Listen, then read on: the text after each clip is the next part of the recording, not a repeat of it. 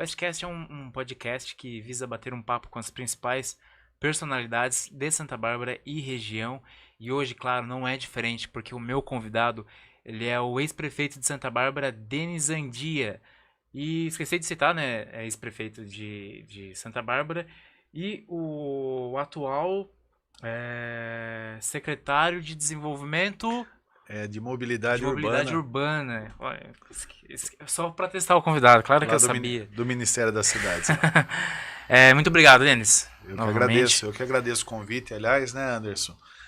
Agradeço aí a distinção, né? O programa vai ao ar sempre às quartas-feiras, Sobre né? as E quartas-feiras. hoje, excepcionalmente, Excepcionalmente, abrindo, deixei, até nem quase que estava escapando isso. Excepcionalmente, hoje, a sexta-feira, cara, abrindo essa sessão por exceção. conta aí da agenda, né, lá em Brasília É, e tal, mas eu estou muito feliz de estar hoje aqui batendo um papo com você, pessoal todo que nos assiste aí. Espero que o pessoal goste do nosso papo aí. claro, claro. E o Denis, que, pra quem não sabe, já é amigo do programa, né? A gente já bateu um papo há um ano já, né? Foi há um ano atrás, Um ano 2022 atrás, foi. isso. Quem quiser, inclusive, depois da live aqui, vai lá no YouTube do Westcast, tá lá o nosso papo, foi bem legal. Foi bacana. A gente conversou sobre, não só na época a gente estava falando sobre a sua candidatura, né, a Foi, deputado, foi. mas a gente conversou sobre o bom e velho rock and roll, Bom, podemos voltar a falar, inclusive, hoje aqui, viu? basquete. Basquete, falamos de tudo um pouco, né? Aliás, Então, foi assim, é bem bom falar da legal. vida. Bom falar da vida, foi muito bom mesmo. Mas a gente, né, começando o papo, a gente acabou de citar agora que a gente, no último papo, a gente falou sobre a sua candidatura, né, Foi. para deputado e não, não rolou, ao mesmo tempo rolou, né, de forma não direta, né, É. mas tá de suplente. Quantos votos você Cara, conseguiu foram na época? 75 mil votos. 75 mil? 75 mil votos, Por, uma votação expressiva, que eu só tenho motivos para agradecer. Foram 75, pouco mais do que 75 mil pessoas que acreditaram no nosso projeto. Foi uma das maiores votações, inclusive, do meu partido. Estou muito próximo, numa suplência. Há uma grande possibilidade de assumir uma vaga lá no decorrer do tempo. Foi a maior votação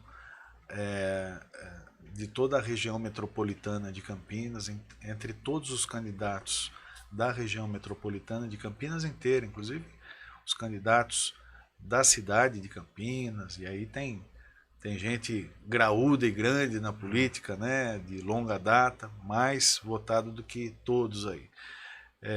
Então só tenho motivos para agradecer. Santa Bárbara do Oeste.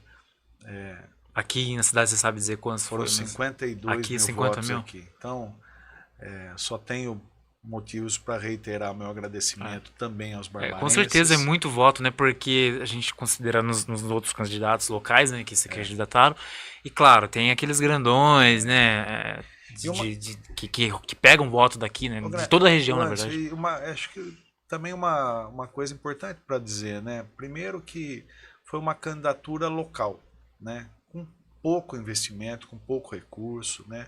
A gente fez realmente a campanha baseada naquilo que a legislação permitia, muito aquém, muito menos do que qualquer outro desses candidatos aí de longa data, né? Então foi uma campanha levada muito pelas ideias, né? E acho que as pessoas entenderam isso e o resultado foi muito, muito bom. O resultado dentro do que a gente esperava. O ser eleito de cara ou não depende, obviamente, do restante das votações dos outros candidatos. Mas aquilo que a gente imaginava que poderia ter, nós tivemos até um pouco mais. A meta eram 70 mil votos. E foram 75 mil votos. Flagrantemente o mais votado em Santa Bárbara do Oeste, que me deu uma honra muito grande, porque é um reconhecimento do trabalho como prefeito durante 8 anos, e a votação que eu tive em Santa Bárbara do Oeste foi exatamente a mesma que eu tive quando fui reeleito em 2016. Então é sinal de que as pessoas confiaram né, mais uma vez nessa oportunidade que a gente pediu para poder representar as pessoas. Em Americana, cidade vizinha, eu fui praticamente o mais votado, fiquei ali a 200 votos de ser o mais votado da cidade americana, que para mim é uma grande honra, né? Ainda que pela proximidade toda, né, das duas cidades, a gente sabe como que é a dinâmica de Santa Bárbara e Americana, mas ainda assim eu tive o apreço e a confiança de muitos americanenses que optaram pela nossa candidatura, inclusive em comparação com candidaturas da própria cidade americana. Então, só tem motivos para agradecer. É uma suplência muito próxima, há a possibilidade muito real de assumir, porque o MDB, que é o meu partido, elegeu 5, né, deputados federais do estado de São Paulo. Dentre esses, muito possivelmente, devemos ter entre eles alguns que vão se candidatar nas eleições do ano que vem. A possibilidade, ao se eleger esses daí, é que a gente suba, né? Mas, ao mesmo tempo, como você mesmo falou, né? Não foi o caminho do jeito que a gente planejou e desenhou, mas eu tenho uma fé muito grande, eu acho que Deus escreveu um outro caminho para a gente trilhar, né? E esse caminho é o caminho que eu aceitei, né? Um convite que o MDB, que é o meu partido, fez. Você migrou, né, do PV Eu era do para... PV, mas quando eu disputei para deputado, eu já era do MDB. E o MDB me fez um convite para participar de um dos ministérios que é comandado pelo MDB, que é o Ministério das Cidades. É um dos ministérios mais robustos que tem em Brasília, né? Ele cuida de habitação, do Minha Casa Minha Vida, cuida de saneamento, cuida de mobilidade urbana, que são as grandes obras de infraestrutura, né, para o transporte público, trens, metrôs, BRTs, VLTs, enfim.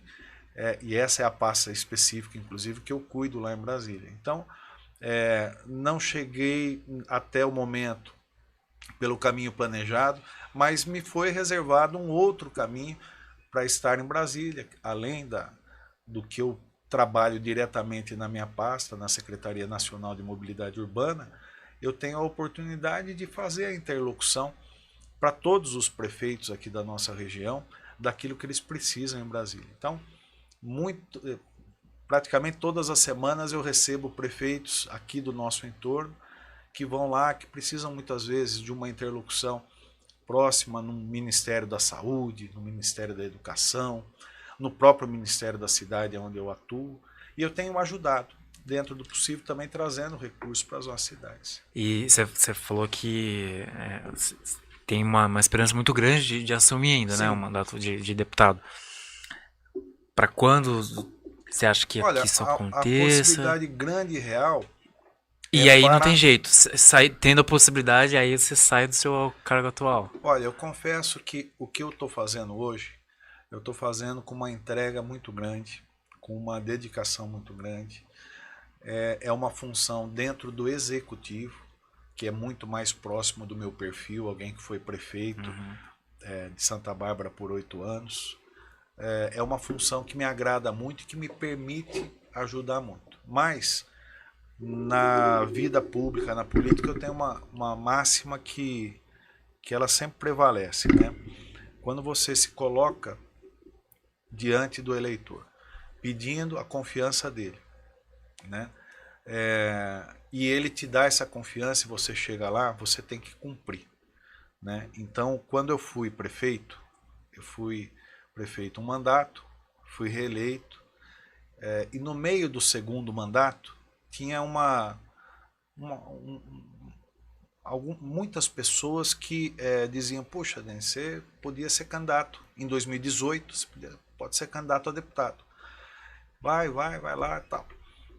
Talvez tivesse sido um caminho também com bom êxito, como foi em 2022, mas naquele momento eu tinha assumido um compromisso.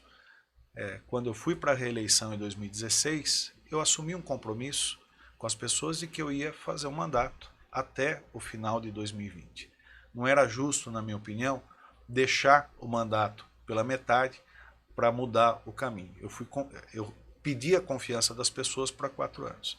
Então, estou dizendo tudo isso porque, eventualmente, e muito possivelmente, se essa oportunidade de assumir a vaga ela vier a acontecer, ainda que dentro de uma função que eu posso e ajudo muito os municípios da região, ainda assim eu tenho que fazer jus à oportunidade que eu pedi para as pessoas. Então eu não vejo como não aceitar se isso vier a acontecer e possivelmente venha a acontecer. Porque eu fui para a rua, pedi para as pessoas para um mandato de deputado. Então, nada mais justo do que eu cumprir essa vontade que as pessoas, no final das contas, me colocaram ali tão perto para acontecer. E você acha que já, tipo, ano que vem? Assim, Eu já... acho que a grande janela de oportunidade é agora após as eleições de 2024. É quando possivelmente Alguém for para prefeito? Volta para sua cidade sendo prefeito. Entendeu. E abre-se a possibilidade de sumir. Né? Então essa talvez seja a janela aí mais oportuna. Sim. E quando você chegar lá, aí já tem algo em mente do que você pensa em trabalhar como deputado? Cara, a sua área de atuação? Eu acho que o que eu estou fazendo hoje... Tempo você já meio que tem para já dar uma olhada como que eu posso dizer, nas demandas, né? Enfim, Sim. projetos, ideias de projetos. Hein? Eu acho, Anderson, que o que eu estou fazendo hoje, na função que eu estou hoje, é meio uma parte da agenda de deputado eu já estou fazendo, né? Que é a parte da interlocução, buscar recursos lá em Brasília, trazer para a nossa cidade, trazer para a nossa região. Já consegui, graças a Deus, muita coisa. Agora, recentemente, só para citar o exemplo aqui de Santa Bárbara do Oeste, consegui anunciar 8 milhões e 600 mil reais para o DAI, né? Pro DAI. DAI. Para obras que vão permitir a construção de novas adutoras, de novos reservatórios nos bairros, vão ajudar a melhorar ainda mais a distribuição da água, que já é boa em Santa Bárbara, mas que precisa constantemente ser aportado. Consegui trazer recursos para a área da saúde. Sim, foram praticamente... eu confundi isso. Não, e foram praticamente 1 milhão e 400 mil reais só para a área da saúde. Tem, isso eu estou falando aqui de Santa Bárbara, né? Tem muita coisa boa que vem até o final do ano. Não é nada para Americana, não. Não, para Americana aqui. Também. Americana, só para ter uma ideia, o pessoal nosso aí de Americana, foram disponibilizados já 11 milhões em recursos do programa Avançar Cidades para pavimentação de vias em Americana. Agora, Jaguariúna vai receber lá 110 unidades habitacionais. Corderópolis tinha um grande sonho, um sonho antigo, que já vinha tramitando há muito tempo, que é fazer um anel viário na cidade, que é um entroncamento. Corderópolis é um entroncamento da Washington Luiz, da Anhanguera e da Bandeirantes. Né? Precisa de um anel viário lá, enfim. E é uma obra de 100 milhões de reais. Nós conseguimos liberar isso aí há 2, 3 meses atrás. Enfim, as cidades todas da região, Nova Odessa fez seus pleitos lá, Elias Fausto, Capivari, Rio das Pedras, Piracicaba, Limeira. Então, acaba sendo um trabalho de interlocução mesmo, dos prefeitos mesmo. Esse trabalho, exato. Conhece, você era daqui da região, então acaba sendo um... E esse trabalho de interlocução, elo, né? Que é uma parte do que um deputado faz, esse trabalho eu já estou fazendo, né? Agora, é óbvio que, além disso, eu tenho um trabalho grande dentro da área de atuação, que é a mobilidade urbana, como eu disse, cuida do transporte público do Brasil inteiro. Todas as capitais, investimentos que tem aí em novas linhas de metrô. Eu já iria dizer isso, para que eu sei, todo mundo conhece que eu sou inteligentíssimo, mas pro pessoal que está em casa que não conhece ainda, como o senhor agora é... Lá da Secretaria Nacional de Mobilidade Urbana. Secretário Nacional de Mobilidade Urbana. Tem gente que não conhece. Você acredita? Mas é natural.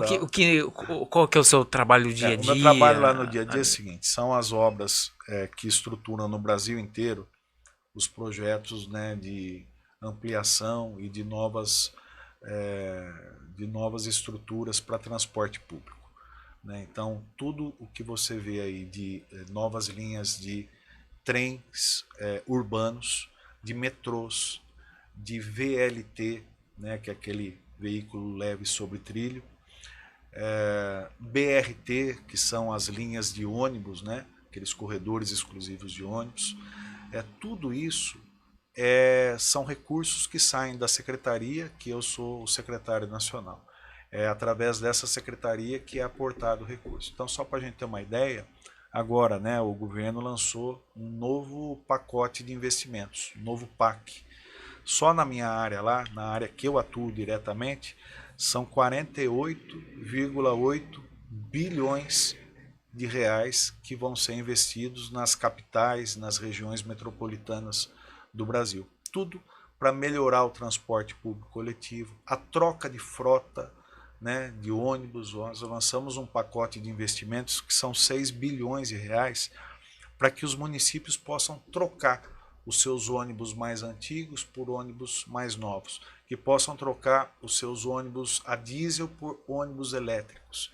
Isso é algo inovador que eu consegui construir dentro da secretaria e já estamos disponibilizando para os municípios do Brasil inteiro, acima de 150 mil habitantes, né? Municípios acima de 150 mil habitantes, que eles vão poder ter essa linha de investimento para trocar frota. Então, basicamente, esse é o trabalho que eu faço no meu dia a dia. Em paralelo, faço a interlocução para cidades aqui em todas as áreas possíveis. E nessa área, nessa área que você está atuando, como é que você já deu uma passada em todas as regiões do país? Todas não, mas uma boa parte. Boa parte, mas dá para já ter uma ideia. Por exemplo, no Nordeste, eu imagino que seja um grande desafio ainda. Tem muita coisa para fazer. Região Norte também. Em todo o Brasil, viu? Na região Sul, Sudeste. Sul também, né? Tem desafio, não falta. São situações bem distintas muitas vezes. São realidades diferentes. Por exemplo, quando a gente vai mais ao norte do país, né, na região norte, ali Pará, Amazonas, o transporte público muitas vezes se dá pela água. Né? Então tem que levar em conta isso. Né? As regiões mais a nordeste do Brasil, elas são diferentes das regiões aqui mais ao sul, que é tudo um pouco mais próximo, tal. É uma dinâmica diferente. Né? Mas nós temos bons exemplos em todas as regiões. Belém do Pará é uma cidade bem estruturada no seu transporte. Pode melhorar, vai melhorar. Lá tem metrô? Lá acho não que tem ainda metrô, não, né? Ainda não. Mas lá, possivelmente, Belém do Pará, que vai sediar a COP30. COP30 é um dos maiores eventos de sustentabilidade, de meio ambiente do mundo. É um evento internacional que acontece a cada período, acontece num país diferente, né? E agora vai acontecer no Brasil em 2025. Chama COP30, mas vai acontecer em 2025. Porque as metas são para o ano de 2030. E ela vai sediar e possivelmente, né, por se tratar de um evento mundial que fala de meio ambiente e sustentabilidade, e é a primeira vez que vai acontecer na região amazônica, né, então é emblemático. Belém do Pará está caminhando para ser possivelmente a primeira cidade do mundo com todo o transporte sobre rodas, né, ônibus, totalmente elétrico. Né? Há um esforço muito grande para que faça toda a troca de ônibus a diesel por ônibus elétrico lá em Belém. Só que nós temos bons exemplos em outros lugares. Né? Por exemplo, Bahia.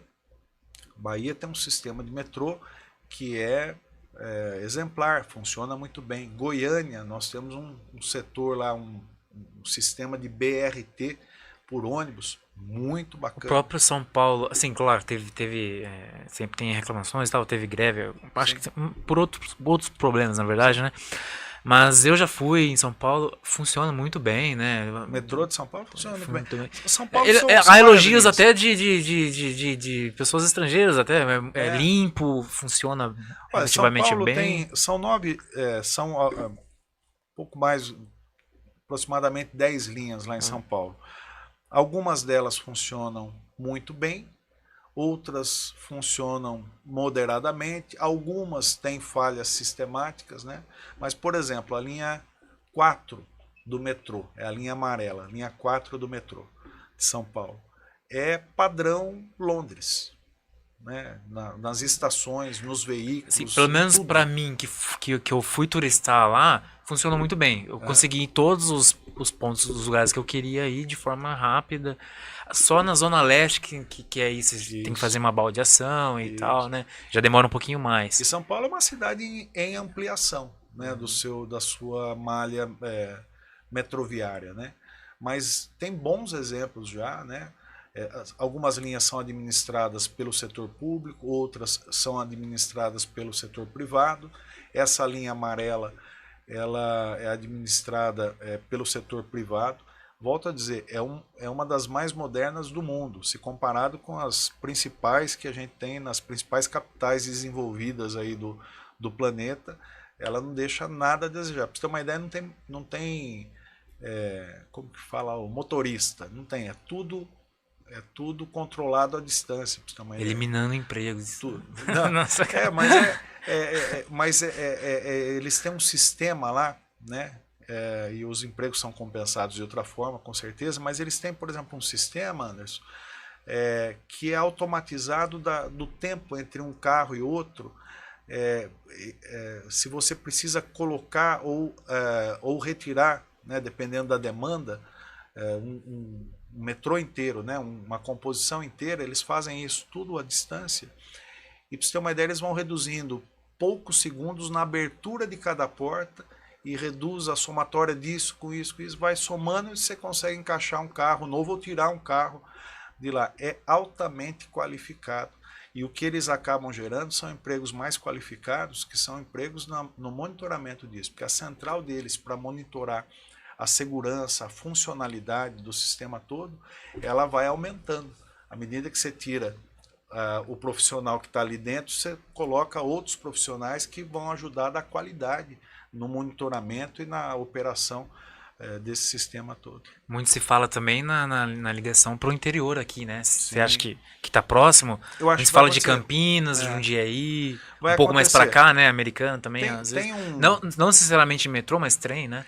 O que tem em andamento é um projeto já de longa data. Eu, quando fui prefeito, acompanhei bem de perto os 8 anos como prefeito, porque também fui presidente da região metropolitana de Campinas, então estava muito envolvido com isso, que é um projeto do governo do estado de São Paulo, de um trem, né, intercidades, que ele sai de São Paulo, passa por Jundiaí e chega até Campinas. Esse projeto ele já está pronto e vai ser licitado agora, salvo engano, no comecinho desse ano de 2024. É um trem que vai ter 2 linhas diferentes. Uma é a expressa, com uma parada apenas, sai de São Paulo, para em Jundiaí e depois para em Campinas.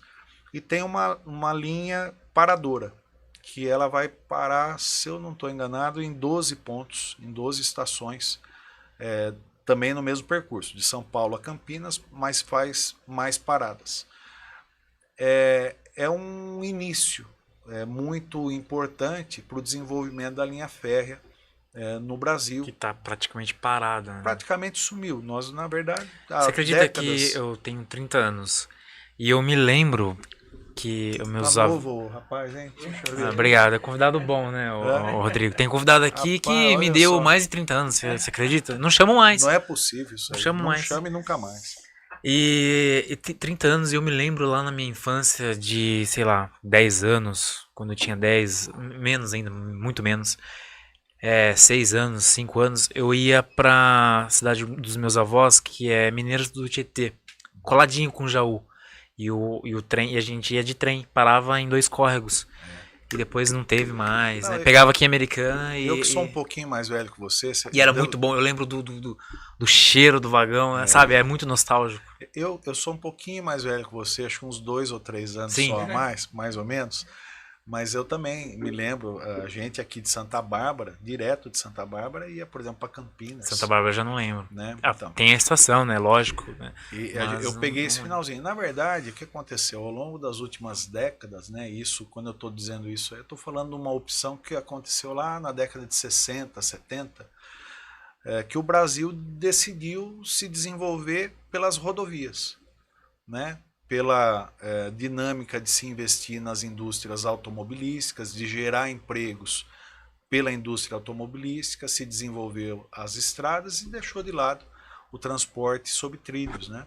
Então, isso é algo que, aos poucos, o desejo é ser retomado.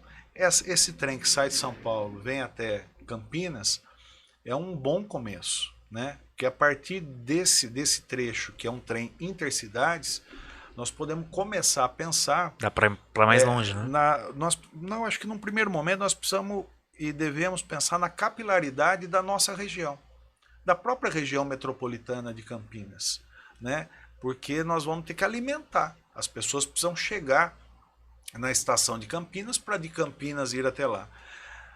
E não é algo razoável se a gente pensar todo mundo chegar de carro em Campinas para depois. Imagina o transtorno na mobilidade da cidade de Campinas, o aumento do nosso entorno aqui, vamos dizer, por exemplo, de Santa Bárbara até Campinas, né? Então isso não é saudável.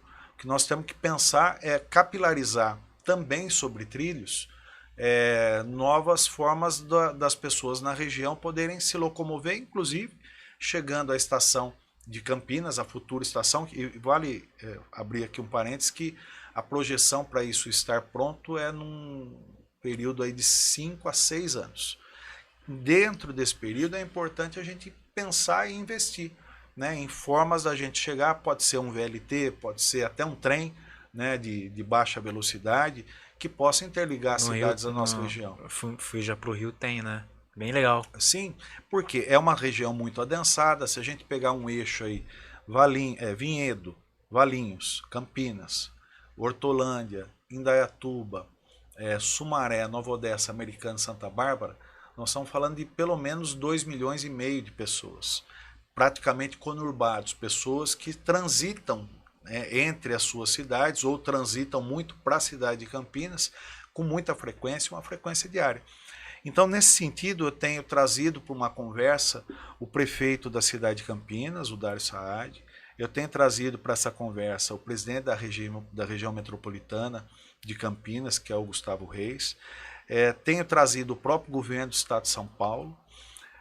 E tenho buscado outras parcerias, possivelmente o aeroporto de Viracopos, que também é parte interessada nessa transição, porque esse trem ele não chega até Viracopos. Então nós precisamos criar um caminho para que a pessoa possa descer do avião, pegar um trem e chegar até São Paulo. Seja de Viracopos até o terminal, desse terminal até São Paulo. Dá uma dinâmica diferente para o aeroporto, dá uma dinâmica diferente para todo o contexto. Então, dentro dessa prerrogativa que é essa linha inicial de São Paulo até Campinas, a gente tem muito que desenvolver na própria região. Claro que essa linha depois, ela vai, sem dúvida alguma, ao ser implantada, ela vai dar espaço para outras ramificações. Já se fala de uma ramificação São Paulo-Sorocaba, já se fala de uma ramificação que vai ali para o Vale do Paraíba, né? Então isso é uma dinâmica que a gente torce muito para que se acelere nos próximos tempos. Agora, a partir de Campinas, imagino que o próximo ponto deva ser a cidade de Piracicaba, né? Que também pode se tornar um ponto de convergência. Aí são ramificações que vão acontecendo. A nossa ideia é que ao longo dos anos que vem pela frente, o Brasil, o estado de São Paulo, possa retomar essa dinâmica do transporte sobre trilhos. Ele é muito mais barato, né? É muito mais sustentável, não polui e tem uma alta capacidade de transportar as pessoas. Dentro disso tudo, tem um outro aspecto que precisa ser desenvolvido, que é importante, que é o entorno disso tudo, né? Quando você leva uma linha de trem, em qualquer país desenvolvido, você leva também o desenvolvimento no seu entorno. Você vai para qualquer cidade, qualquer país da Europa, quando você sai ali, por exemplo, de uma capital, Paris, você sai de uma capital, Roma, Londres, e vai para cidades menores, né, através do trem, você vê que existem cidades que são formadas ao longo da linha do trem para que as pessoas morem nessas cidades, mas elas vão trabalhar na capital. Então há um desenvolvimento imobiliário, há um desenvolvimento habitacional, há um desenvolvimento social. Tem muita coisa que vem na esteira disso tudo, é o que a gente está ajudando a trabalhar. Eu nunca fui para a Europa, mas eu sei que a mobilidade lá é incrível como, tudo bem, é um continente bem menor que o nosso, mas é incrível como que você sai de um país para outro de trem, não é? Dá para Absurdamente. você se locomover para a Europa toda de trem. Totalmente. E você teve recentemente na Alemanha, né? Foi. Como é que foi lá? Experiência para conhecer, boa parte para conhecer isso aí. Fui com 2 objetivos lá. Falar de eletromobilidade, da transição dos ônibus, né, que eles fizeram lá, estão fazendo, estão em processo ainda de construção daquilo tudo, mas iniciaram antes do que a gente, de migrar do ônibus a diesel para outras tecnologias. No caso, a mais hoje atuante é a elétrica, né, ônibus elétricos, mas tem também o ônibus movido a hidrogênio. Também é uma nova tecnologia que está surgindo. Fui lá para conhecer como eles fizeram isso, para que a gente possa aprender, levar um pouco do nosso conhecimento, mas também trazer conhecimento para cá, para poder implantar nas principais regiões metropolitanas do Brasil. Essa foi uma questão. E a outra foi a ideia de como se desenvolver a questão das linhas sob trilhos, né?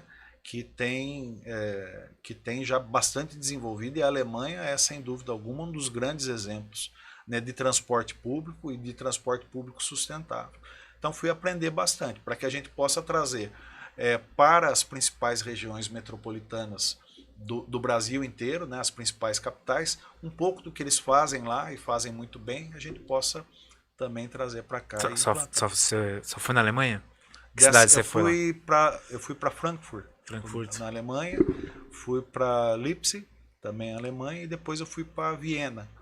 Né? Aí foi de trem? Lá eu peguei trem também. Pegou trem também. Então também peguei da Alemanha para a Áustria, fui de avião, né? Mas dentro da Alemanha só trem. É bem legal, né? E rápido, né? É rápido. Média fácil. Quanto tempo, mais ou menos? Cara, você faz ali qualquer percurso de longuíssima distância, sei lá, 1 hora e meia, você chega no seu destino. Basicamente, como você pegar... É menos complicado você pegar avião, né? Porque o avião você tem que fazer o check-in, você tem que fazer o embarque, você tem que tudo. Claro, lá no padrão europeu é barato para eles, certo? Sim, sim. Aqui, você acha que seria... Vamos pensar que, beleza, conseguiu fazer e tal. O preço será para... É compatível também, é barato em relação a qualquer outro. Vai ser barato pra gente também? Eu acho que em comparação com qualquer outro meio de transporte que você tem, o trem, ele é sempre mais barato. Sim. É sempre mais barato, né? Porque a manutenção é mais barata, os insumos são mais baratos e é mais rápido, Anderson. É mais rápido. E quando a gente fala de transporte público de qualidade, nós estamos falando também do tempo que a pessoa leva dentro do deslocamento. Tem capitais do Brasil que a pessoa leva 2 horas e meia para sair da casa dela de manhã para chegar no trabalho. Na mesma cidade. Na mesma cidade, né? Às vezes na mesma região metropolitana. Sendo que se você tiver uma linha direta de trem, você faz esse mesmo percurso em 30, 40 minutos. Então, é isso que se busca, né? E vale muito a pena. Via de regra, sempre vale muito a pena. Denis, a gente, no nosso primeiro papo, a gente falou... uma água aqui. Claro, fica à vontade. A gente falou um pouco sobre o tempo que você foi prefeito, né? Sobre a sua neutralidade. Porque a gente conversou que você era prefeito, né? Não tinha necessidade de como tá envolvido em polaridades, né? Que a gente falou um pouco sobre isso. Não sei se você lembra. E agora você entrou pro governo. Você decepcionou muita gente. Eu falo no sentido que é mais gente que eu falo que é mais à direita. Eu acho que não. Você teve um feedback assim ou não? Assim, né? Tive um feedback muito bom, inclusive. Graças a Deus. O que está em primeiro... Não teve... Pô, eu gostava de você, deles, mas... Pô, foi... Graças a Deus não. Acho que o que está acima, muito além, né? a consistência e a praticidade do trabalho que nós realizamos aqui nesse período que eu fui prefeito 8 anos. Está muito claro o porquê que a gente está na vida pública. E lá em Brasília, eu trabalho dentro do Ministério, que é um ministério coordenado pelo MDB. Né? Então, eu estou lá por uma indicação do MDB. E o MDB é um partido que trabalha dentro do equilíbrio. Ele trabalha e tem uma força grande dentro de Brasília, mas é uma força também que ele tem nos governos estaduais Brasil afora, inclusive no governo estadual aqui do estado de São Paulo. Então é um partido que trabalha dentro do equilíbrio. Aliás, tem muito a ver com o equilíbrio que eu sempre busquei ter. Né? Eu não sou de uma linha nem para o extremo disso, nem para o extremo daquilo. Acima de qualquer outra coisa, a certeza absoluta de para quem a gente trabalha, né? Trabalho para as pessoas. Né? Foi isso que eu coloquei sempre em primeiro plano nos 8 anos que eu fui prefeito de Santa Bárbara do Oeste, o olhar nas pessoas. E é por isso que deu certo. É por isso que foi o primeiro governo reeleito na história da cidade. É por isso que a gente conseguiu dar uma sequência, um terceiro mandato, né, do mesmo grupo. É por isso que as pessoas optaram, ainda que em meio a um extremismo, né, de ambas as partes nas eleições de 2020, ainda de 22, ainda assim as pessoas colocaram fé pelo trabalho que a gente realizou. E é isso que eu nunca abro mão, né, de prestar contas para as pessoas.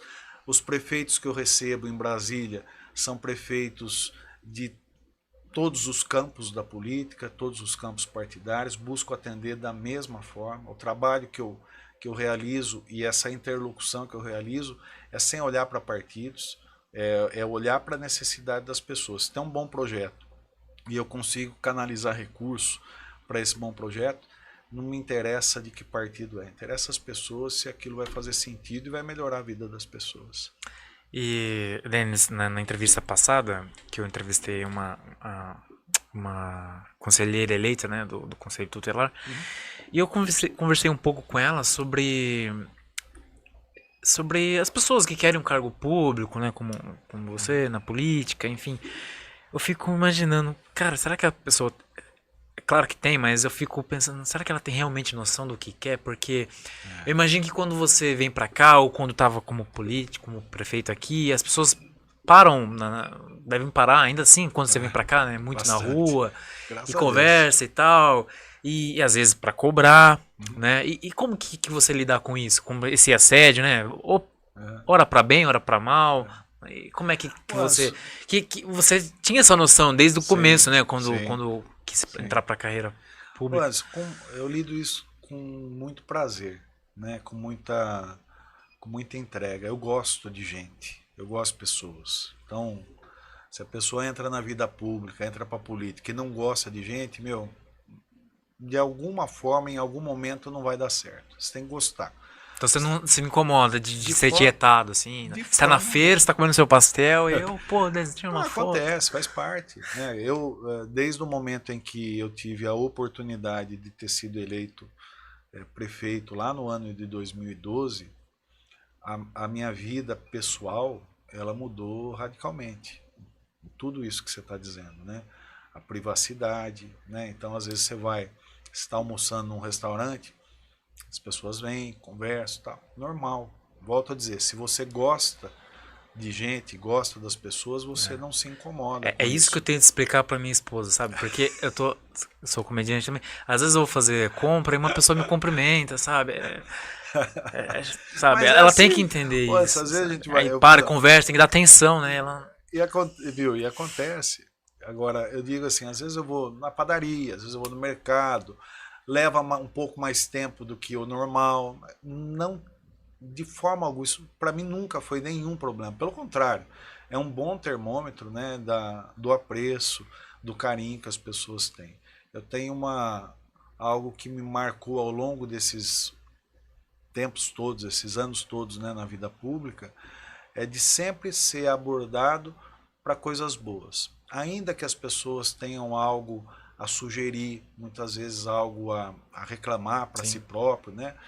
é sempre de uma forma respeitosa, porque a pessoa, quando ela chega, pelo menos essa é a experiência que eu tenho, as pessoas sempre chegam com muito respeito, acreditando que você pode ajudar, né? E via de regra, eu busco sempre, e seja pessoalmente, seja pelas redes sociais, enfim, eu procuro ajudar, tentar resolver dentro das minhas possibilidades e condições, resolver muitas vezes um encaminhamento que ela precisa, uma situação que ela precisa ali no bairro dela, na rua dela, algo simples que o poder público pode ajudar dentro do seu trabalho habitual, né? Mas muitas vezes encarar isso como um instrumento, quando as pessoas te procuram numa rede social, quando elas te mandam uma mensagem, seja no WhatsApp, quando elas te abordam na rua, é sempre uma oportunidade de você reconduzir o seu trabalho, de você canalizar o seu trabalho para aquilo que precisa. Porque se a pessoa está te pedindo alguma coisa, é porque ela está precisando.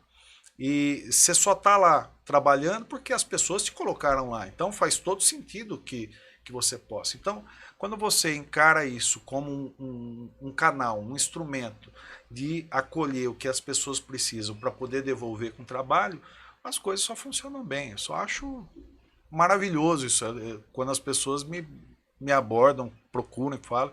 E graças a Deus, eu tenho o costume de, sábado de manhã, né, faz tempo faço isso, faz mais de 15 anos pelo menos, costume de tomar um cafezinho no centro da cidade, né? E às vezes tem 3, 4 lugares que eu gosto de tomar um café, visito. Eu encontro muita gente, né? Mas muita gente. Falo para você que numa manhã de sábado, umas 100 pessoas pelo menos eu converso, assim, mas sem aumentar. 100 pessoas pelo menos, né? De tudo. A pessoa que vem, tal.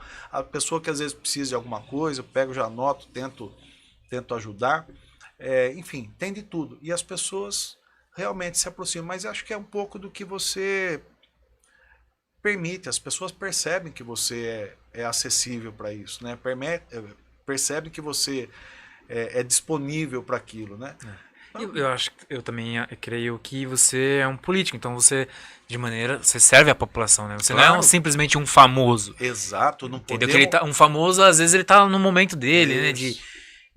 Tudo bem, você tá no seu, mas é diferente, não é? Mas, com certeza. É o que eu falei no começo. Acho que é o único momento da pessoa ter o feedback direto contigo. Exato. Né? Às vezes a pessoa não tem oportunidade. Às vezes a pessoa não está numa Simples rede também, social. Às vezes as verdade. pessoas, enfim... Imagina uma cidade de 200 mil habitantes, você não consegue encontrar as pessoas todos os dias, a toda hora. Então, eu acho que quando a pessoa tem a oportunidade, ela tem que chegar, tem que falar. Né? E é o que eu falei no começo. É importante, essencial, é não esquecer para quem e por que você está na vida pública. Para quem você trabalha. Você trabalha para as pessoas, e não é quem votou em você. É para todo mundo. As pessoas que votaram, elas vão escolher ali um colegiado de maioria ou não, a respeito do seu nome. Mas a partir do momento que você foi a maioria, você trabalha para todo mundo. Para todo mundo. Né? Inclusive para aquelas pessoas que vão lá desconstrutivamente falando qualquer coisa. Você trabalha para essas pessoas também. Porque se essa pessoa precisar e tiver ao seu alcance e for da tua obrigação, você tem que trabalhar para essas pessoas também. Uhum. Eu falei das pessoas chegarem em você, tietar, enfim. Nessa sua nova jornada e tal, às vezes eu sigo você nas redes sociais, às vezes acontece ao contrário, né? Você tá viajando muito de avião, aeroporto e tal, às vezes você encontra um famoso e aí você vai tirar foto, não é? Já aconteceu. Eu tieto. Então, as pessoas quando vêm falar comigo, eu acho que vêm falar nessa abordagem toda, claro. Não acho que é nada além do que a relação da vida pública e tal, né? Mas assim, quando eu encontro às vezes uma pessoa, quieto mesmo, né?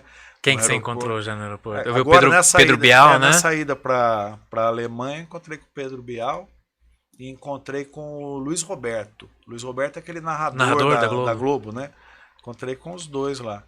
E o Pedro Bial pegou o mesmo avião que eu peguei, né? Sério? Então, nunca dei sorte de pegar avião com famoso. Eu peguei a fila com ele também, né? Eu dei sorte, porque eu gosto. Eu já vi famoso em aeroporto, mas no mesmo avião não.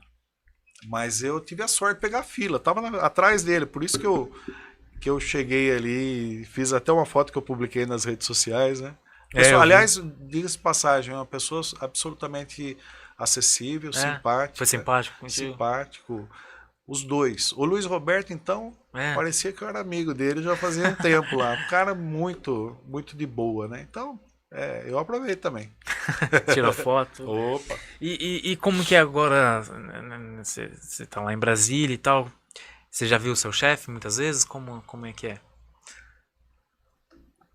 Eu já tenho, via de regra, né? Eu tenho despacho todas as semanas com o ministro, né? Com o Jader, que é o gestor da minha pasta, o gestor do ministério. Os ministérios,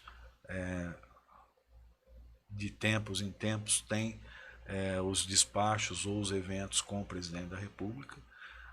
Quantas Então, vezes você já viu o presidente? presidente, rapaz, eu já vi acho que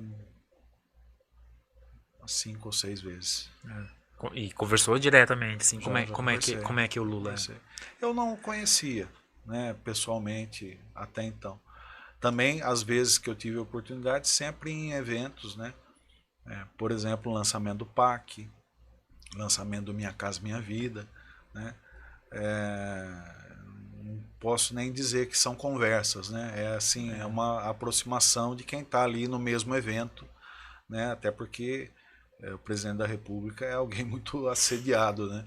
Então não tem muito, tem nem muito porquê, né? Dedicar muito tempo ali. Mas via de regra, o vice-presidente, o Geraldo Alckmin, o Geraldo ele já é uma pessoa mais próxima, né? Porque dos 8 anos que eu fui prefeito, 6 anos, acho que 6 anos e meio até, fui juntamente com ele como governador. Então a gente criou um vínculo, né, de trabalho ao longo desse tempo todo. Então é alguém que quando eu encontro em eventos, né, e ele muitas vezes como na função de presidente, né, presidente em exercício, sim, aí ele sempre separa ali uns 2, 3 minutos para conversar um pouco mais pela proximidade, por ele ser de São Paulo, também do estado de São Paulo, por me conhecer pessoalmente, conhecer o meu trabalho e tal. Mas no dia a dia, né, o meu contato direto é com o ministro Jader Filho, né, que é o ministro das cidades, é com ele que eu trabalho diretamente, né, então é a ele que eu respondo. E você tá lá em Brasília, mas você tá sempre, imagino eu, que tá sempre antenado o que acontece aqui na cidade, né? Sim. E recentemente eu vi que você teve uma reunião com a Tuzi para falar sobre o tombamento do Ah, estádio e foi, tal. E aí, como é foi. que foi essa reunião? Foi uma reunião boa. Na verdade, assim, eu fui procurado pelo Igor Alves, né, que é o presidente da TUSP, pela, falando, né, foi pela rede social. Ele me mandou uma mensagem box no Instagram. Ó, queria conversar, tal, queria levar um grupo da TUSP para conversar com você, tal. Tem algum problema? Eu falei, não, podemos conversar. E eles foram sábado passado, retrasado, não estou lembrado, acho que retrasado, acho que foi. A conversa foi boa, né? Eles levaram a questão da campanha que eles estão realizando, do tombamento do estádio do União. Queriam saber a minha opinião, queriam e pediram apoio para esse assunto, né? Queriam saber o que eu pensava a respeito desse assunto. E como nunca havia sido questionado a respeito disso, também nunca tinha dado minha opinião. E aí eles procuraram saber. E foi uma reunião que eu entendi que nós colocamos algumas ponderações que eu acho importante. Eu falei a respeito do tombamento, que eu acho que o tombamento é possível, né? O estádio é possível, é passível de se tombar. É um estádio pela história, né? Pela questão material e imaterial. Pelos dois aspectos eu acho que é possível fazer o tombamento. Acho que a campanha é válida, a intenção de fazer isso como uma última alternativa, né? Ela é válida, mas também ressaltei que não é um caminho tão simples, por alguns aspectos. Primeiro, é que ainda que o estádio seja passível de tombamento, eu não sei dizer honestamente se um eventual tombamento tem fragilidade ou não na justiça depois, né? É tombado e daqui a pouco na justiça se reverte o tombamento. Por quê? Porque o estádio já está num processo de leilão, já foi dada o lance, inclusive, já tramita. Então eu não sei se o tombamento ele não pode ser revertido na justiça. Esse é um ponto. Acho que é válido o esforço de fazer, até porque é uma das poucas alternativas que restou, mas que é frágil, né, juridicamente, o que não impede de acontecer. A outra questão é que o tombamento, ele, ao final do processo que o CODEPASBO realiza, ele vai para o prefeito assinar. E aí eu coloquei algumas observações que são importantes.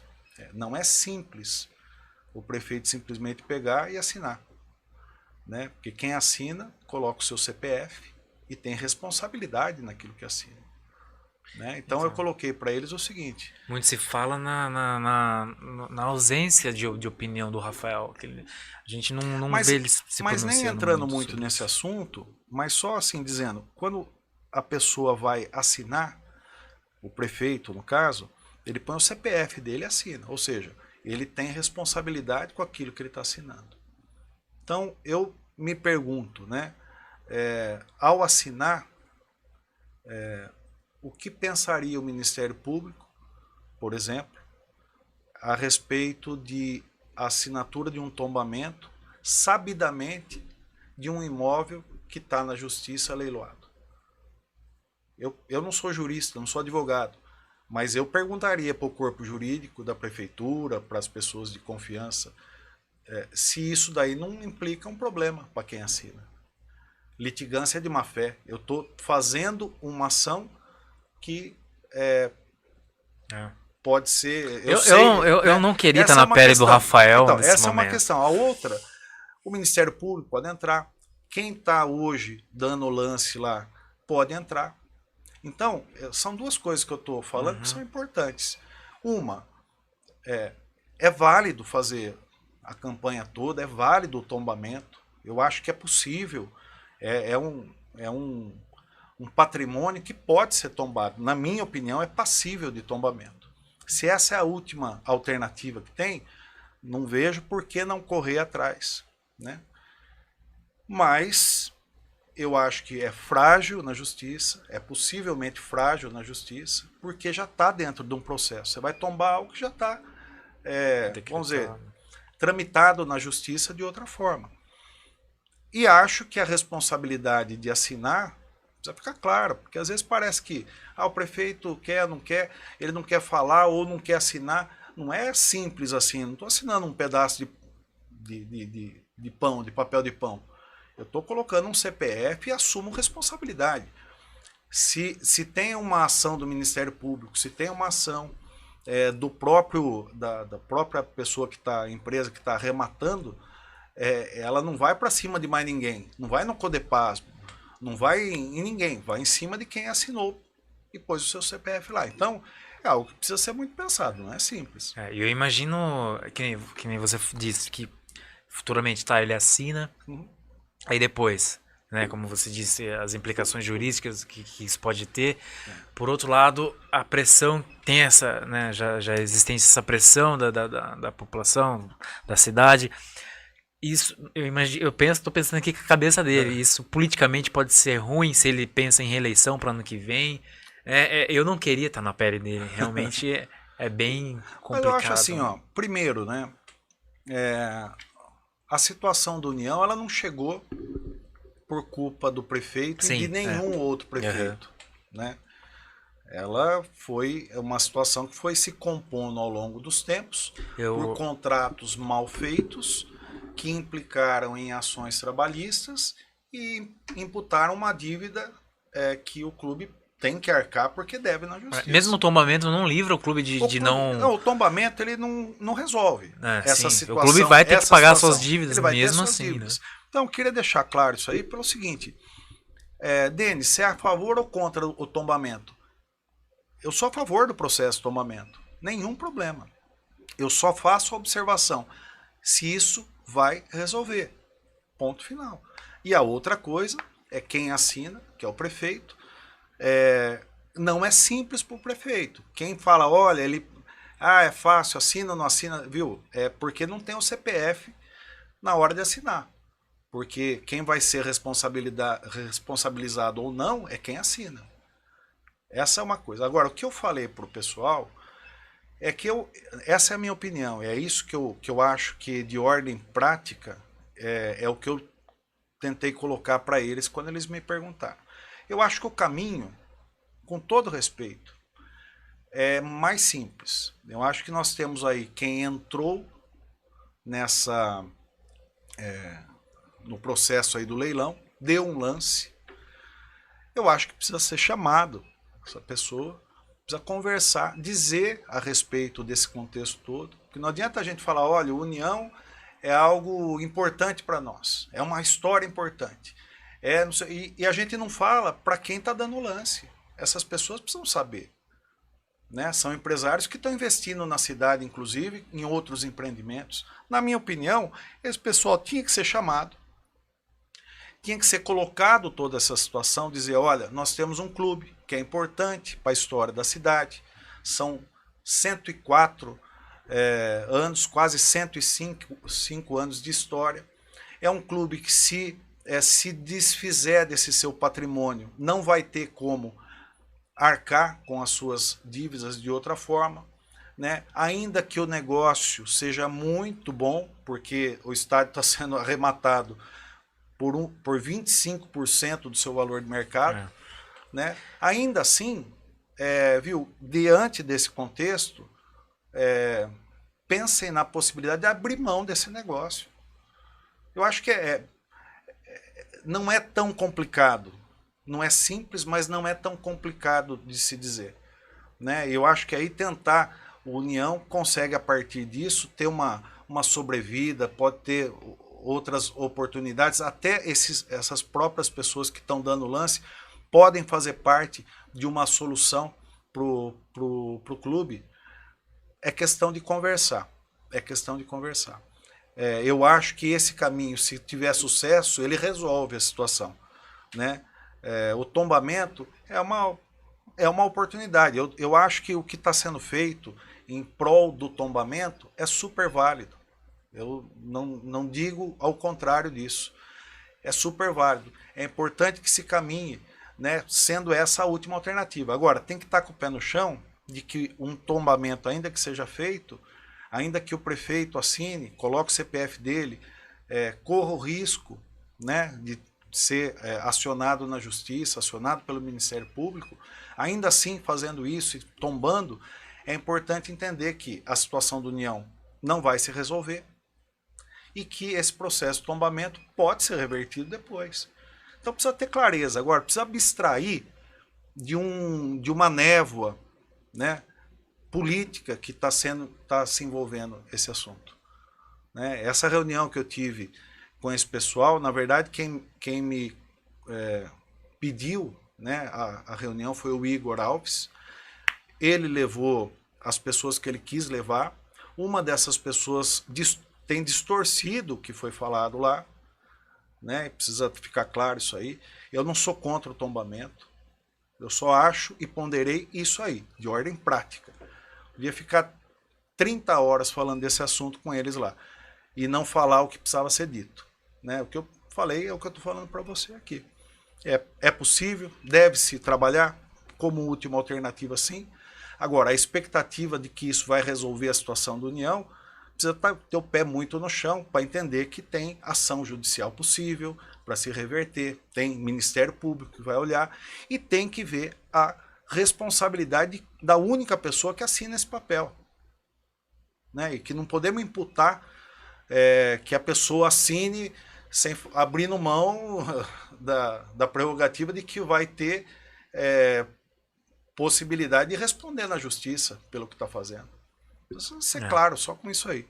Imagina a pressão que o Rafael Imagina. tá sofrendo. E para quem quiser, a gente entrevistou aqui no Westcast o Regis Godoy, que é o advogado da União. Quem quiser, vai lá no YouTube aqui da Rádio Luz, vai achar essa entrevista. E, Denis, quando geralmente você vem pra cá de final de semana, né? Ver a família e tal. Pra dar aquela desafogada na sua folga, você relaxar, o que dá pra fazer pra Cara, tem que descansar, cara. Descanso. Às vezes eu venho participar de um um podcast que ajuda a podcast? relaxar também. Mas E assim, eu procuro aproveitar final de semana, passar, né, em família, procuro escutar um bom rock? uma, escutar música. É, Tocar, tocar você ainda faz tocar, tempo que você não se reúne com a galera tocar eu nunca pra toquei, eu tocar? só enganei, Só né? enganou? É. Mas assim, eu gosto, toco, né? É difícil reunir a banda, né? Pra quem não sabe, Faça um jabá da sua banda aí. teoricamente, né, a gente tem uma banda aí, um Pink Floyd cover, né? Que é uma junção de amigos lá que a gente Você toca. precisa tocar no Rock Fest, no Rock Então, Fest, preciso cara. ser convidado. Se eu for convidado para tocar no Rock Fest, a gente vai. Olha aí, Mas Evandro. Evandro veio aqui também. eu gosto de gente boa. Aliás, assim, cumprimentar e parabenizar, né, a prefeitura, o Evandro, o esforço todo dele, né? Porque o Rock Fest eu fui mais uma vez, estava muito bacana, muito gostoso, né? E assim, eu tô sendo fiz uma brincadeira aqui, porque na verdade assim, a gente já foi convidado, né, para tocar no Rock Fest, mas não foi possível pela correria de todos nós. Então, eu tenho a banda, mas a gente não tem tido tempo para ensaiar. O que eu faço, né? Aliás, ontem aproveitei o feriado. Quem que você é na banda? O Roger Waters? Eu sou quem me dera, rapaz. Não sirvo para lustrar o sapato dele, viu? Muito menos o David Gilmour, que é o guitarrista do Pink Floyd. Mas eu gosto muito, né? Gosto, a música faz parte da minha vida. Eu sempre, a minha vida inteira, desde os meus 17 anos, 18 anos, eu sempre tive banda, sempre gostei de tocar. O Rock Fest, né, é uma iniciativa que vem muito dessa minha jornada, né, como Ainda mais você tá em músico. Brasília, o cenário do rock brasileiro, né? Pelo menos nos anos 80 Outro ali, dia 90, né? eu peguei lá, eu tava num, Surge banda ainda em Brasília, sei lá. tem um cenário lá. E outro dia eu tava no carro, né, e tava tocando lá Eduardo e Mônica, né, do Legião Urbana, né? Eu parei para pensar, logo que eu cheguei lá, né, que pitoresco, né? É uma música que eu gosto muito, de uma banda de Brasília, que tem tudo a ver com o movimento do rock nacional, e eu ali, chegando para trabalhar em Brasília, né? Me lembro desse dia, vou guardar sempre para minha vida, né? Mas a questão aí eu sempre toco um pouco, né, em casa, tenho muito a ver com a minha história junto à música, né? De uma forma amadora, né?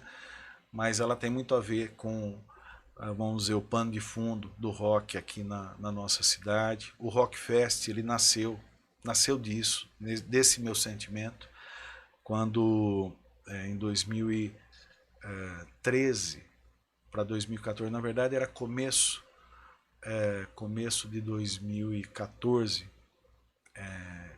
eu estava indo para, ou melhor, finalzinho de 2013, eu estava indo para São Paulo num sábado. Outra cidade que respira rock, né? Outra cidade. E eu estava indo para São Paulo com os meus amigos de banda, né? E com o Paulo, tava o Barban e tava o Val, né? A gente tava indo de carro num sábado de manhã para ir lá na Teodoro Sampaio, que é a rua onde vende Conheço instrumento essa dupla musical. sertaneja. É uma rua lá, para quem não sabe, é uma rua em São Paulo que é a rua onde tem todas as lojas de instrumento musical, tal. Então a gente tava indo lá para ver uma coisa ou outra para É lá comprar e onde tal. fica a galeria do rock ou não? É lá. E aí, nessa ida para lá, e essa é a história de como surgiu o Rock Fest. Estou contando, acho que pela primeira vez em público, né? As pessoas que me conhecem sabem. E a gente estava indo para lá. Aí me toca o telefone e quem estava me ligando era o Sérgio Uruca. Então, quem é do rock aí conhece o Sérgio Uruca, que tocou comigo, tivemos banda junto. Hoje acho que ele não está morando em Santa Bárbara, se eu não me engano ele foi. Mas enfim, quem é da música aqui em Santa Bárbara, do rock, conhece o Sérgio Uruca. E o Sérgio é um amigo de longa data. E ele me ligou, para reclamar. Falou, pô, Denis, você é prefeito da cidade hoje, e aqui eu ia tocar na praça, e aí cortaram o show da praça, e que, pô, esperava que, caramba, você é prefeito, conhece aí o rock, não sei o quê, pô, eu esperava que fosse ser diferente, tal. E eu falei, Sérgio, mas preciso entender o que aconteceu, não sei o quê, tal, né? Aí, enfim, no fim das contas deu tudo certo, aí o que ele precisava lá, né? Mas naquele dia ele desligou o telefone. Você pode pegar na minha rede social, se for buscar lá em 2013, você vai ver uma publicação que eu fiz do carro, indo para São Paulo, né? Quase chegando em São Paulo, escrevendo lá. Ó, atenção aí, pessoal, nós vamos fazer um grande festival de rock na cidade, que vai não sei o que, tal. Não existia o Rockfest. Né? Não existia nem a ideia, mas aquilo me inspirou a falar, não, nós temos que fazer um negócio aqui diferente, né? Eu venho com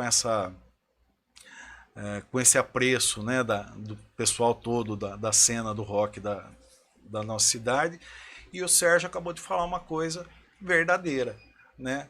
Caramba, eu tô na função de prefeito, eu tenho a possibilidade de fazer Sou um do rock and negócio, eu roll. sou do rock, caramba, acorda, Denis, faz alguma coisa, né?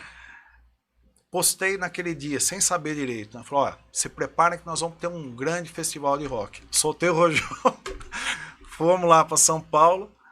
Na segunda-feira de manhã eu estava reunindo quem podia para ajudar a organizar, e a gente foi e desenvolvemos o Rockfest, que começou em 2014, março de 2014. Então foi uma ideia original, assim, a ideia original do Rockfest era o que era, para todo mundo entender. É como se a gente fosse fazer guardadas todas as proporções, mas como se a gente fosse fazer um Rock in Rio de Santa Bárbara. Eu sempre né? penso nisso. Aí o que era a ideia? Eu falei, olha, vamos fazer o seguinte, a gente traz uma atração conhecida, famosa, para encerrar. Mas nós vamos trazer algumas bandas covers. A gente não pode trazer o AC/DC cover, AC/DC, mas a gente pode trazer o AC/DC cover. A gente não pode não trazer o Bon Jovi, mas nós vamos trazer o Bon Jovi cover. E assim por diante. E o mais importante, né? E é isso que o Sérgio me instigou, né? Quando ele me ligou, e eu lembrei do porquê eu entrei na política. Né? Eu entrei na política porque teve um show na Praça Central que eu fui fazer com a minha banda. Eu tinha ali 20 e poucos anos, ou acho que nem isso, 18 anos. Não mandaram sequer aparelhagem de som. O som que mandou foi de última, o pior equipamento que tinha na prefeitura. O equipamento parou de funcionar na metade. A gente ensaiou para burro para fazer aquele show. E eu entrei num embate depois daquilo, de uma briga, né, no bom sentido, pelo espaço, para as bandas terem espaço para tocar na cidade. E quando o Sérgio me ligou naquele dia, eu indo para São Paulo, ele me fez lembrar, e volto a dizer, por que a gente entra na vida pública. Então, entre outras coisas, também para isso. Né? E foi com base nisso que, além da atração principal, das principais bandas covers lá, abrir espaço para as bandas locais poderem mostrar o seu trabalho. Né? Não tem muitas vezes uma casa de rock, não tem um bar aí como tem na cena de São Paulo e outras cidades, não tem espaços para as bandas tocarem. Na minha época era muito pior, antes. Na minha época não tinha. Ou você tocava na praça, na prefeitura, ou você não tocava em lugar nenhum. Ou era festinha na casa de alguém. E é isso que moveu a montar o Rockfest. Né? É abrir espaço para as bandas. Porque eu sei o quanto tem de gente, tem uma molecada boa pra caramba tocando. E toda vez que entra, né, o esporte é assim, a música também é assim. Quando a pessoa é apresentada a um bom caminho, é o lugar onde ela faz amizades, é o lugar onde ela conhece outras pessoas. Trabalhar em equipe, seja um time de futebol ou uma banda de rock, você não faz nada sozinho, você aprende que você depende do outro para dar certo. Se um desafina, se um sai fora do tempo, estraga a música inteira. Então, é um bom caminho também para as pessoas. Eu sei quantas e quantas pessoas jovens que temos na nossa cidade que batalham para ter um espaço para tocar, para mostrar a própria música, né? Pra contar piada. Para contar piada, para tudo. Então, Ó, esse papo que você me falou aí me encorajou a fazer o mesmo, hein? aí, vamos montar um festival de stand-up aqui, ó. Poxa. É boa a ideia. Conversei com o Evandro, né? Olha, Evandro, me passou, o hein? Evandro tá assistindo aí, olha aí. Então. Podemos montar um festival de stand-up aqui, ó. Você encabeça, inclusive, o negócio. Mas é isso, Anderson, que fez acontecer o Rockfest. Essa é a história do Rockfest. Como ele nasceu, foi de uma ligação que o cobrança. meu amigo falou de cobrança e me fez lembrar todo o enredo, desde que eu tinha lá os meus 18 anos, que aconteceu tudo aquilo num show que a gente foi fazer na praça, e aquilo me motivou a entrar na vida pública. Quando eu percebi que, pô, a gente tem que lutar, tem que será que eu vou brigar por ele stand-up, vou virar político? Quem sabe aí. Caramba. Né? É isso. Então, no fim das contas, essa é a história. E assim, com muito orgulho que eu vejo que essa ideia que nasceu dessa forma, ela foi ganhando corpo. O primeiro Rockfest foi no Araçariguama. Né? Acho que foi o Traje a Rigor. Né? Foi o Traje a Rigor. Eu tava lá. Depois, já no ano, a segunda edição já foi em 2016. 2015 nós não fizemos. 2016 já foi na usina. Já foi na usina? Não teve nenhum no Centro Urbano? Não, nenhum. Rockfest foi no Araçariguama, 2014.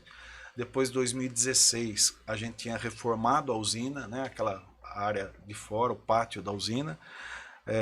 Já foi ali em 2016. Depois, acho que 2018 nós fizemos. E 2019 nós fizemos, se eu não estou enganado.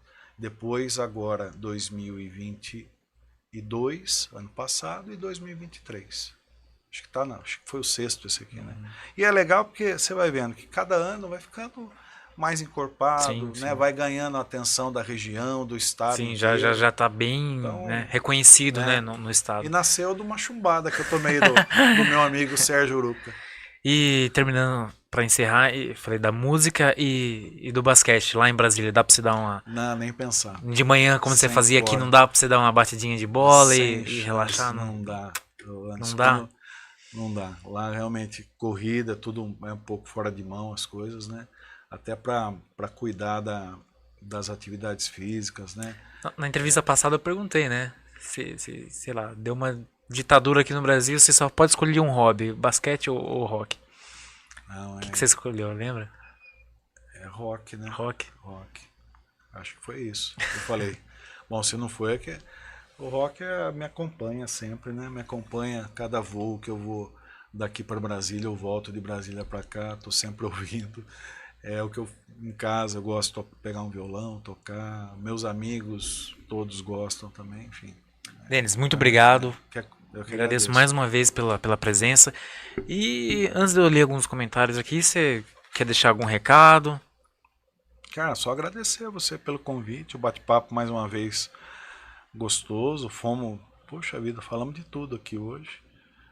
Falamos do meu trabalho em Brasília, falamos da expectativa lá para assumir a vaga como deputado, falamos da nossa cidade, falamos do União Barbarense, falamos do Rockfest, falamos de tudo um pouco, foi muito gostoso.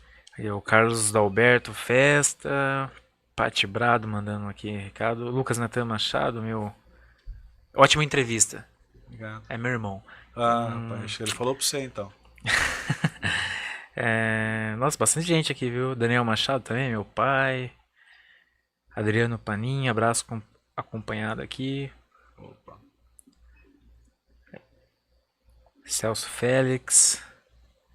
Muita gente. Que bom, fico feliz que as pessoas tiveram a curiosidade aí de acompanhar o nosso bate-papo. E rede social, quer deixar algum recado também? De rede social? Como assim? Instagram. Das minhas redes? Não tem segredo. Você se considera ativo nas redes sociais?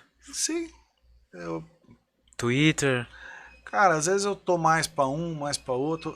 Mais recentemente, assim, eu acompanho mais o Instagram, né? É onde eu posto mais, com mais frequência, é onde, inclusive, nas conversas inbox, se alguém quiser me contatar, em inbox é sempre no inbox do Instagram. Facebook eu leio pouco, o Messenger, né? Acompanho um pouco menos o Facebook, mas gosto também. Tá, Twitter, que não é mais Twitter, agora é X, né? Também, de vez em quando. E no LinkedIn também. Eu gosto de O participar. Bode Bodão, melhores festas em Santa Bárbara. Em nossa cidade foram muito bem feitas. Fico No feliz. CSU. Lembrando as festas. Já fui muitas festas no CSU também, eram muito boas, né? Era espaço bom, Anderson, mas que com o crescimento da cidade, primeiro, né, o espaço se tornou pequeno, né, caótico para estacionamento. Então atrapalhava muito. O Evandro veio aqui também, ele falou que era muito estreito, né, perto da cidade. E a própria limitação com a altura de som, essas coisas, né? Acho que a usina foi uma boa escolha para os grandes eventos da nossa cidade. É isso. Muito obrigado, Denis, mais uma vez. Denis que já é amigo do programa. Obrigado, Anderson.